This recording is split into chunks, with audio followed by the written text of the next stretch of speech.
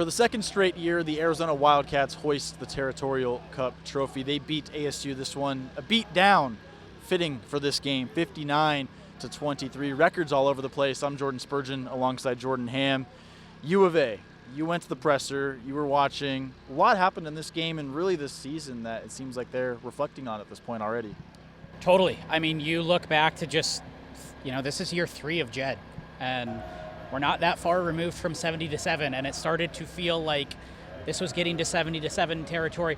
To Arizona State's credit, in the second half, they played a lot better, but it was too far gone to really make this into an actual game where the outcome was coming out. But, I mean, you look at Noah Fafita, what he was able to do, passing record in a single game for U of A. Tedero McMillan had a fantastic game. Tanner McLaughlin, a guy that was a transfer and hasn't been here all that long, now holds the career record for most receptions by a tight end. He took that away from a guy named Gronk. Maybe you've heard of him.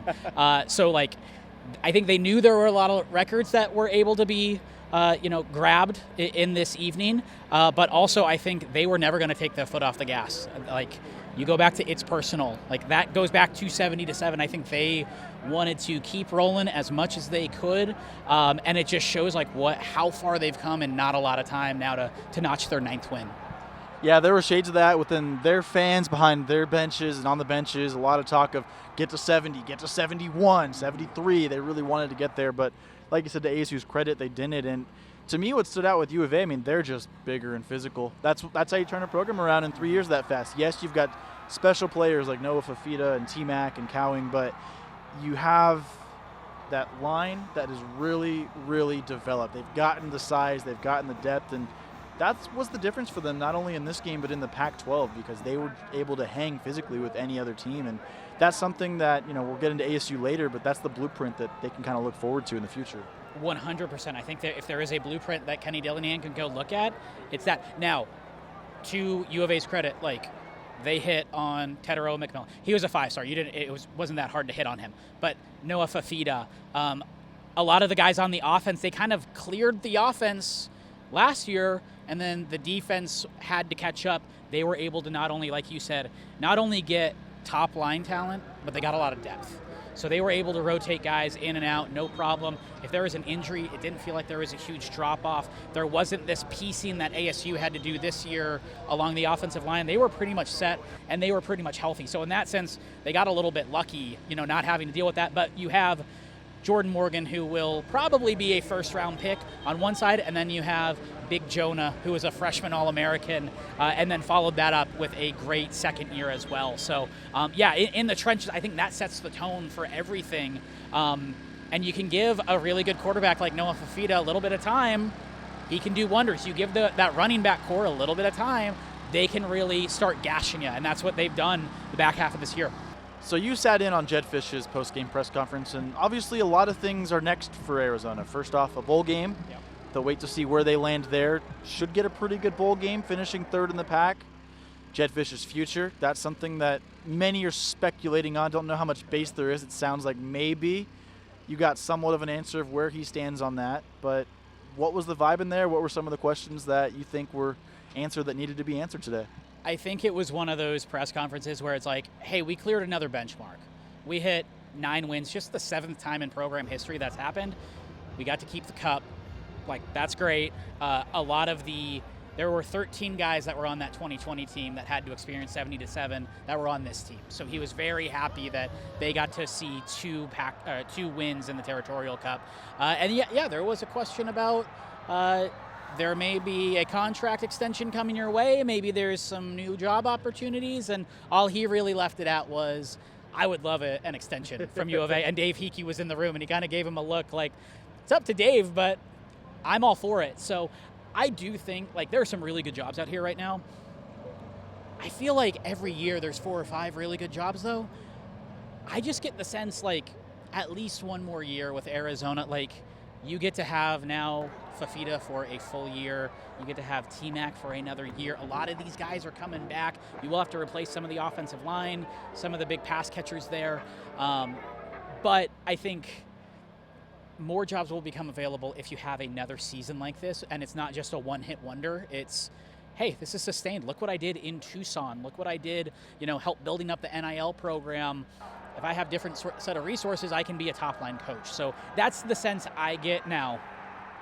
Boatload of money could come in. Great opportunity could come in. There could be a coaching vacancy that we don't know about yet that all of a sudden comes in. So it'll be interesting to see the next couple of weeks for Jed. But, when's the last time for ASU or U of A, it's a coach going away to get a better job, not necessarily they aren't meeting the standard we want, let's go find another one. So I think that's a pretty good problem to have for the folks down in Tucson. That's the standard that's set now in Tucson, like you said there, Jordy. Now, the vibes for Arizona State. Obviously, the results this year, Kenny said it, we won the same amount of games this program won last year. So take that how you want. Could be a worse team, could be a better team. He feels like the situation they were thrown in this year was one of the most difficult, if not the most difficult he's faced. He said, even coaching Pop Warner and the lights would go out and deal with that. This was worse than that as far as what they had to overcome this year, and he was very proud of the guys. And so the message that I keep hearing is the seniors and juniors really built the blueprint for that. You touched on the guys that were on that 2020 team for Arizona that experienced 77. There's now guys on Arizona State's program, freshmen, sophomores, that experienced a couple lopsided losses, giving up 50-plus points, who are now looking to build upon that. So from Arizona State, from what you see, it seems like the culture is there. Everyone seems to be bought into the culture. Kenny said a lot of guys had that look in their face of they're not leaving. They want to stay. Obviously, that can change in a matter of a couple days as the transfer portal gets going, but it seems like the culture really is here as they get ready to move to the Big 12. Let me warn unrealistic ASU fans and unrealistic U of A fans. Transfers are going to happen. Yeah. There will be guys that are leaving. Anytime there's a coaching change, sometimes you hear of he's a Herm guy, he's a Kenny guy, this and that. There's always going to be a transition. Sometimes it's a little bit messy. I think there's going to be some turnover here. Don't hit the panic button when that happens, because that also happened with Jed Fish and U of A, and guess what? They brought in players that fit their system, and now that was able to help jumpstart it. So I'm sure there will be scenarios of that. But he keeps going back to the bamboo tree analogy, where it's you water it, you water it, you water it, you don't see any change, and all of a sudden it explodes and it grows, after a little bit of time. He said that was the case at Florida State. They actually kind of made a joke out of it, how much he used that analogy. They're on the verge of a college football playoff appearance. Not saying that's going to happen necessarily here, but this year 1 to year 2 is very crucial. You now have a full recruiting cycle. You can really go through and get guys not only at the transfer portal, but for high school recruiting as well. So I do think that this was very much a lay the foundation. Obviously the wins, losses, we knew that might not be super telling of how they are. And plus just all the injuries. Like, you have a healthy line for the year and one of your quarterbacks gets hurt instead of 3 of them. I think we're looking at a much different season. And just go back to a lot of these games, one thing goes different against Colorado, that's probably a win. One or two things go different against Cal, that's probably a win. It's not that much of a stretch that they beat Oklahoma State. So